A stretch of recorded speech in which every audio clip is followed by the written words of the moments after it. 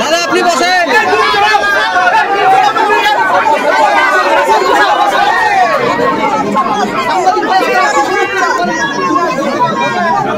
আরে লোগোটা সরাও না।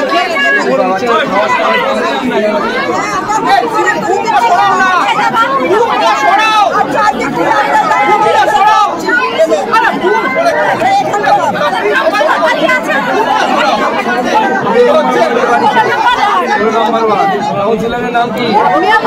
মেহবুব আলম। ওই উল্টো করাচ্ছে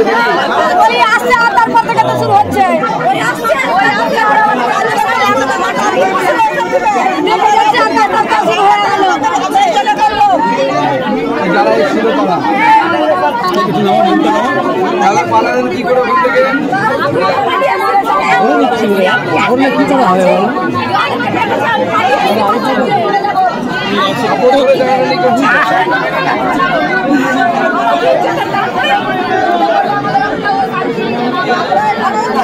আপনারা সাংবাদিকরা আমি অনুরোধ করব মাননীয় মুখ্যমন্ত্রীকে আমার এই বোনের প্রশ্নটার উত্তর দিতে বলবেন যে হিন্দু বলে কি তার ইজ্জতের দাম নেই? এর শাড়ি ধরে রাজনীতি করছে, এটা চলতে পারে না।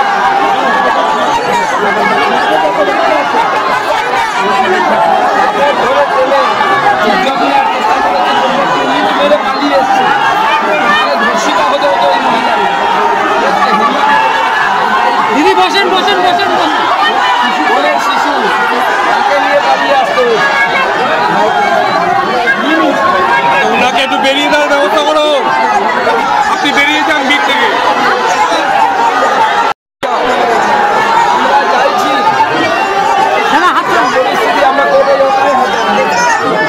আমরা কোর্টে যাব, কোর্টে গিয়ে হাইকোর্টকে বলবো রাজ্য সরকারকে নির্দেশ দিতে লাগবে, লাগবে হাইকোর্টকে আমরা আর্জি জানাবো। আমার উকিলদেরকে বলে দিয়েছি যাদের বাড়িঘর ভাঙা হয়েছে তাদেরকে রাজ্য সরকারকে ক্ষতিপূরণ দিতে হবে। ক্ষতিপূরণ দিয়ে সুরক্ষা দিয়ে তারপর বাড়ি পাঠাতে হবে এদের, নাহলে হাইনাদের মুখে ছেড়ে দেওয়া যাবে না। বারবার আমরা ওখানে শুনতে পাচ্ছি ওখানে ধমকি দেওয়া হচ্ছে, ধমকি দেওয়া হচ্ছে যে কতদিন সেন্ট্রাল ফোর্স থাকবে, সেন্ট্রাল ফোর্স চলে গেলে আমরা দেখে নেবো আবার।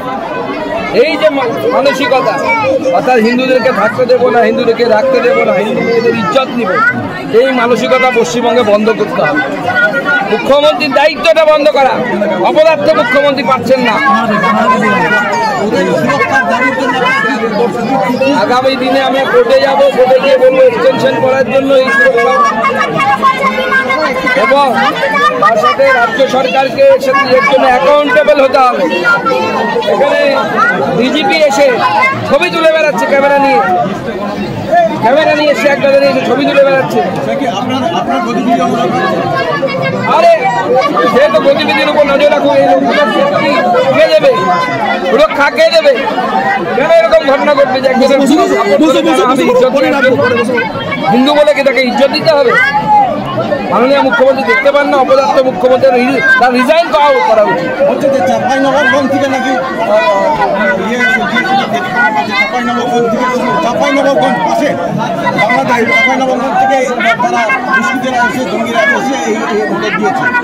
না না, সে তো এখানে বর্ডার এমন ইচ্ছে করে পোরাস করে রাখা হয়েছে, বর্ডার এখানে এমন ইচ্ছে করে বন্ধ করে রাখা হয়েছে যাতে করে বর্ডারকে খুলে রাখা হয়েছে যাতে করে ওপার বাংলার যে সমস্ত ভারত বিরোধী শক্তি আছে সেই ভারত বিরোধী শক্তিগুলো এই পারে তার অ্যাক্টিভিটি চালাতে পারে। মমতা বন্দ্যোপাধ্যায় জমি দেন না ফেন্সিং করার জন্য।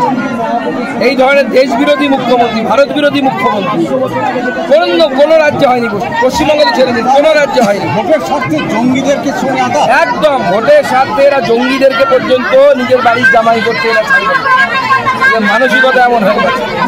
শুধু ভোট ভোট, ক্ষমতা পয়সা, ক্ষমতা পয়সা, কয়লা বালি ইট সিমেন্ট, কত পয়সা লাগে একজন মানুষের বাঁচতে। আজকে এদের ইজ্জতকে নিয়ে ছিনিয়ে নিয়ে ফেলা হচ্ছে। প্রত্যেকটা মহিলা বলছে দেখুন তাদের ইজ্জত নেওয়ার চেষ্টা হচ্ছে, কোনো বেঁচে ফেলেছে। কজনের সাথে কি হয়েছে আমরা জানি না। কিন্তু এটা তো করতে গেলে সেটা তো আইনি ব্যাপার বিষয়, সময় লাগে সাপেক্ষ। তাহলে এরা কতদিন এভাবে থাকবে, কিভাবে থাকবে? এখন আমি প্রশাসনকে অনুরোধ করব, যেহেতু ল অ্যান্ড অর্ডার রাজ্যের, প্রশাসনকে অনুরোধ করব যতদিন না পর্যন্ত ওখানে এদের সুরক্ষা কনফার্ম হচ্ছে, যতক্ষণ না পর্যন্ত এদের সুরক্ষার গ্যারান্টি রাজ্য সরকার দিতে পারছে, ততক্ষণ পর্যন্ত এদেরকে জোর করে ওখানে পাঠাবেন না। আপনারা সুরক্ষা দিন, তারপরে নিজেদের বাড়িতে ফিরে যাবে, তারা কাজকর্ম করে ওখানে ঘুরে যাবে, কিন্তু সুরক্ষিত অবস্থা। একদম প্রথম থেকে বিধায়কের স্বামী, ভিডিও এবং আইসি এরা মিলে প্রচেষ্টা চালাচ্ছে এই কামটা যেন উঠে যায়।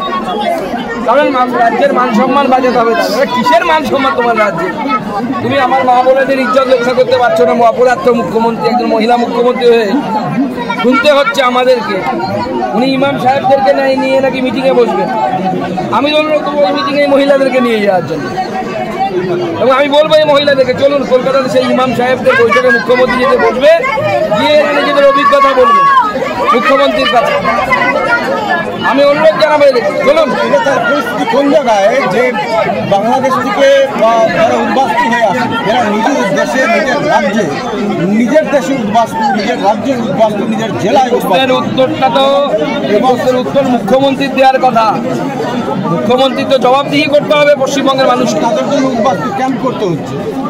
তো মুখ্যমন্ত্রী এমন জায়গায় রাজ্যটাকে পৌঁছে দিয়েছেন, বাংলাদেশে পরিণত করে দিয়েছেন। বাংলাদেশের সাথে এই রাজ্য এখন এই মুর্শিদাবাদ এবং মালদার বেশ কিছু অংশ। আমি বলছি, আমার কাছে রিপোর্ট আছে 18 তারিখ 17 তারিখ আরও ভয়ঙ্কর পরিস্থিতি এরা তৈরি করতে চলেছে এই রাজ্য সরকারের আশকারায়। রাজ্য সরকারের আশকারায় এই ভয়ঙ্কর পরিস্থিতি তৈরি হচ্ছে। তদন্ত হওয়া উচিত। আসলে আমি অন্তত অবাক হব না। আমরা জেলায় জেলায় এর বিরুদ্ধে রাস্তায় নামবো, আমরা কোর্টে যাব। মানে একদিকে গণতান্ত্রিক পদ্ধতিতে লড়বো, আর একদিকে আমরা কোর্টে গিয়ে আইনি পথে লড়বো। আমি আজকেই রাত্রিবেলা এখান থেকে ফিরে গিয়ে সন্ধ্যেবেলা আমি মোথাবাড়ি থেকে ফিরে আসার পর মাননীয় গৃহমন্ত্রী অমিত শাহজিকে পুরো আমি যা দেখলাম পুরো বিষয়টা বলবো, এবং আমি বিরোধী দলনেতার সাথে আজকে বিষয়টি নিয়ে আলোচনা করব। কোর্টে গিয়ে আগামী দিনে যেন আরও বেশ কিছু দিন কেন্দ্রীয় বাহিনী এখানে রাখা যায় মুর্শিদাবাদের উপকৃত অঞ্চলে, তার জন্য আমরা কোর্টের কাছে আপিল জানাই। কেন্দ্রীয় বাহিনীকে সঠিকভাবে ইউজ করা হচ্ছে না, সেই জন্য আমি এরপরে কোর্টের কাছে আমরা বিজেপির তরফ থেকে আমরা আবেদন জানাবো কোর্টকে, যে কেন্দ্রীয় বাহিনীকে এসপির আওতার বাইরে, রাজ্যের বাইরে নিয়ে এসে যেন কাজ করতে দেওয়া হয়। নচেত কেন্দ্রীয় বাহিনী বসে থাকছে। আমাদের কাছে কালকে 7 নম্বর ওয়ার্ডে মুসলমানরা আবার হামলা করতে, কিন্তু 15টি গাড়ি পুলিশ থানার সামনে বিএসএফের গাড়ি চুপচাপ বসেছিল, তাদেরকে বলা হচ্ছে না যে যা। এই ভয়ঙ্কর পরিস্থিতি, ভয়ঙ্কর খেলা চলছে। ঠিক আছে, একটু হিন্দিতে